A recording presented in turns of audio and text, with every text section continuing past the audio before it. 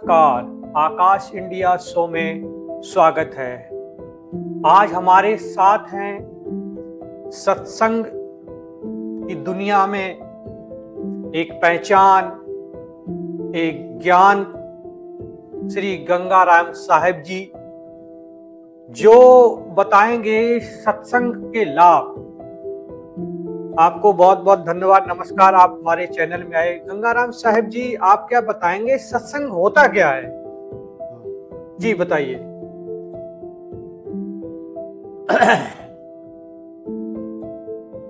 सतगुरु समदाता नहीं याचक शिष्य समान, फूल बरम की औषधि गुरु पारख दीनो दान। पारख अपने प्रैक्टिकल को कहते हैं। जी जी जी और जो बात प्रैक्टिकल में आती है वही बात को सत्य माना जाता है जी। और उसी बात से सबको लाभ होता है जी।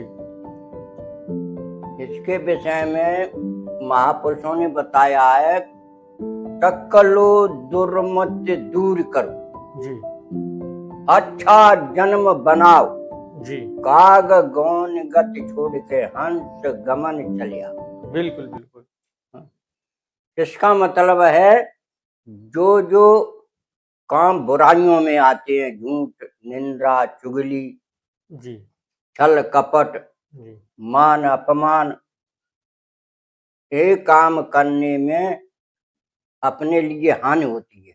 जी वो शुभ कर्म, शुभ अशुभ दो कर्म है संसार में।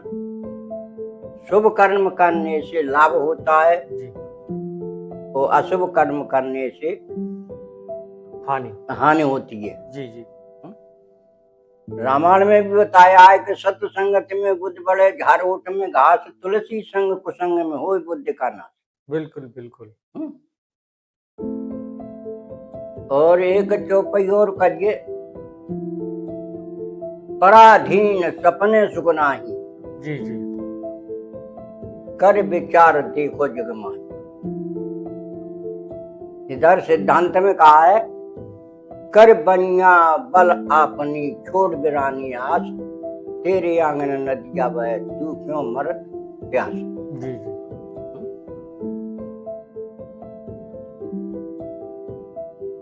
सतगुरु के लिए नमन करते हैं। बांधो चरण सरोज, जिन है बीजक निर्मयो, परख दिखायो खोजते गुरु सम दूजा नहीं।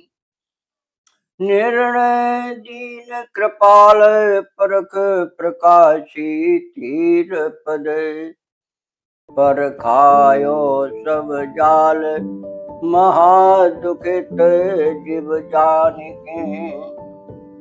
दया क्षमा संतोष धीरजशील विचार गुण, एक अनेक को दुख पर खायो निज परखते।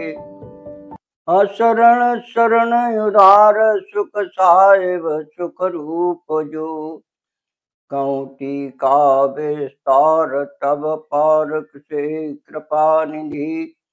बंधो संत समाज जे निर्णय गुरु परख को, दया क्षमा संतोष धीरजशील विचार गुण, एक अनेक को दुख पर खायो निज परखते। जी, कबीर साहब ने जो समाज को अच्छा बनाने के लिए कुछ बातें बताई हैं, तो वो कुछ बातें बताएंगे आप मुझे?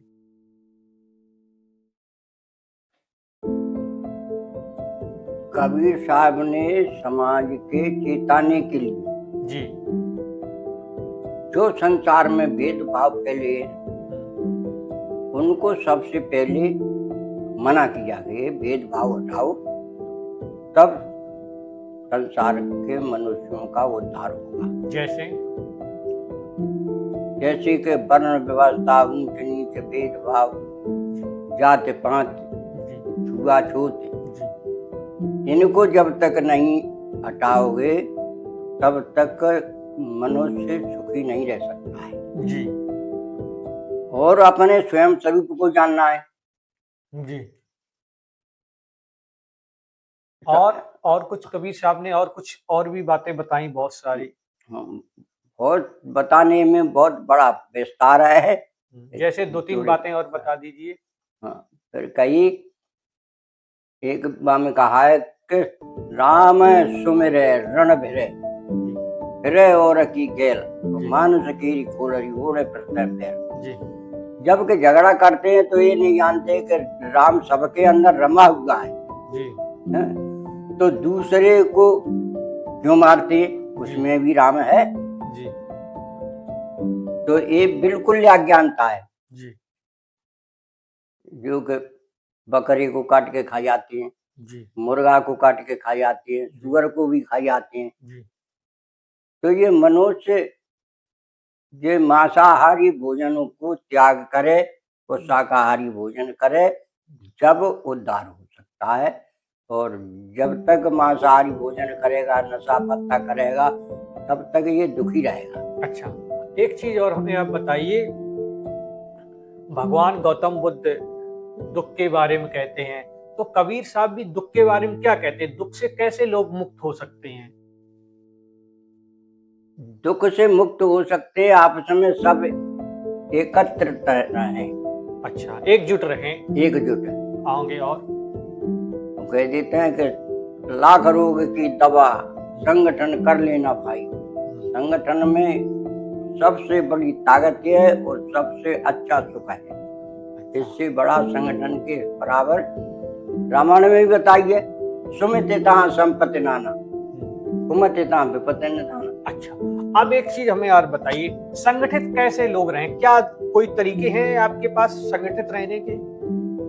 संगठित रहने के तरीके हैं, अपने शरीर के अंदर जो मल विक्षेप आवरण है और अहंकार है, इनको हटाना है। जब तक इनको नहीं हटाएंगे तब तक समिति नहीं होगी।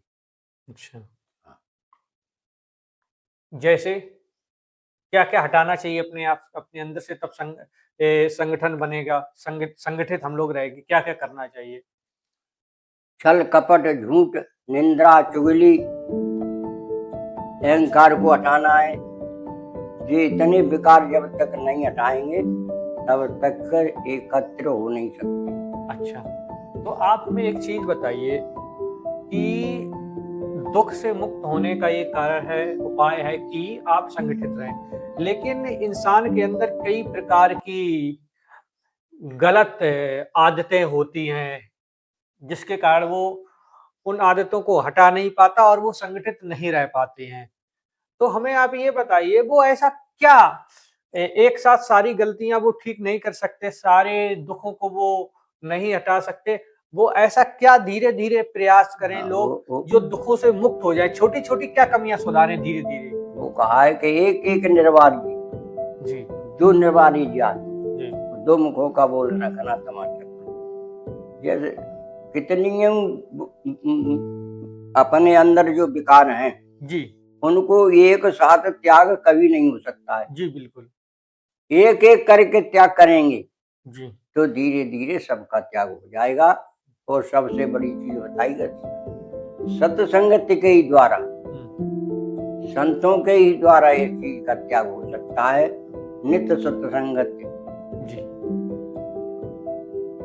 करनी चाहिए, चाहे 1 घंटा करो, सत्संग जरूर करो। सत्संग जरूर करो। वो कहते हैं कि सत्संगत एक घड़ी सुमरन वर्ष 50 वर्ष आदि घड़ी रेंट चले 12 मास। जी। जैसे पहले रेंट चलते थे पानी की सिंचाई करने के लिए, उस जगह पे अब बोरिंग हो गई है। और जो वर्षा एक घड़ी आधी घड़ी में एक घड़ी में है ही आ गई, जितनी सिंचाई वो बोरिंग 1 साल में न कर पानी। जी। जी। जी। प्रैक्टिकल की बात है। और एक घड़ी के सत्संग में, सत्संग एक घड़ी के सत्संग में इतिहास गवाह है जो कि वाल्मीकि कितना बिगड़ा हुआ था। जी। और एक अंगुली माल कितना बिगड़ा हुआ था। जी। जो कि संतों की शरण में आने से ही उनकी अच्छी ऋषियों में गिनती हो। जी। तो हर चीज के प्रमाण के सहित खुशी को प्रतिकल कहा जाता है। बहुत बहुत धन्यवाद आपका। आपने लोगों को एक अच्छा जीवन बीतने के गुजारने के तरीके बताए। मुख्य इनका कहना है कि रोज सत्संग जरूर करें। आप अगर डेली घर में 10 से 5 मिनट सत्संग डेली आपस में करते हैं तो ये संगठित रहने का सबसे अच्छा तरीका है और परमात्मा से जुड़े रहने का तरीका है और खुश रहने का तरीका है। कष्टों से आप मुक्त हो जाओगे अगर आप घर में आपस में 10 से 20 मिनट डेली सभी लोग बैठ के सत्संग करते हैं।